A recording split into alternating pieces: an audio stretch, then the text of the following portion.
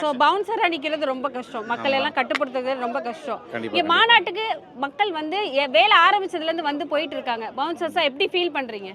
ஆமாம், மக்கள் வந்து பார்த்தீங்கன்னா இது மதுரையே பயங்கரமாக மதுரை மொத்த தமிழ்நாடே வந்த மாதிரி இருக்குது. ஆமாம், அது கண்ட்ரோல் பண்ணுறது மக்கள் கொஞ்சம் கஷ்டமான ஒரு விஷயந்தான். ஹார்ட் ஒர்க் போட்டு அவங்களுக்கு மக்களுக்கு சப்போர்ட் பண்ணி அவங்களும் பாதுகாப்பாக அது பண்ணிக்கிட்டு வரோம். ஸோ பவுன்சர்ஸ் உங்களுக்கு எப்படி இருக்குது தளபதியோட மாநாடு, எப்படி ஃபீல் பண்ணுறீங்க? ஒரு பெரிய கடல் வந்த மாதிரி ஒரு சுனாமி வந்த மாதிரி அவ்வளோ மக்கள் கூட்டம் ம் ரொம்ப பயங்கரமாக இருக்குது, பிரம்மாண்டமாக இருக்குது. ம் ஸோ மக்கள் எல்லாம் வந்து போகிறவங்கள என்ன சொல்கிறாங்க? மக்கள் ஆனால் எல்லாமே சேஃப்டியாக இருக்குது. ஒரு சின்ன ஒரு திஷ்டி மாதிரி இப்போ இடையில பார்த்துருப்பீங்க நியூஸில், கொடி அது கொடிக்கம்பம் விழுந்தது. ஆனால் யாருக்கும் எந்த சேதாரமும் இல்லை. ஒரு சின்ன ஆக்சிடென்ட் கார் தான், அது ஒரு திஷ்டி மாதிரி இதாகிடுச்சு. கண்டிஸ்டியாக கூட அது இருக்கலாம். ஆமாம், கண் திஷ்டி மாதிரி. அது ஒரு வெற்றி தான் அது.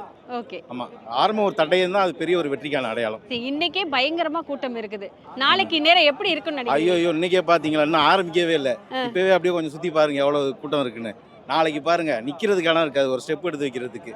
மதுரையே அப்படியே ஆடி போயிடும், அந்த அளவுக்கு இருக்கும் கூட்டம். தேங்க்யூ. எந்த ஒரு நடிகருக்குமே அந்த மாதிரி ஒரு கூட்டம் வந்திருக்காது. இது ட்ரிபிள் மடங்குன்னு வச்சுக்கோங்க. ஒரு கட்சி தலைவருக்கு ஒரு மடங்குனா இது ட்ரிபிள் மடங்காக இருக்கும்.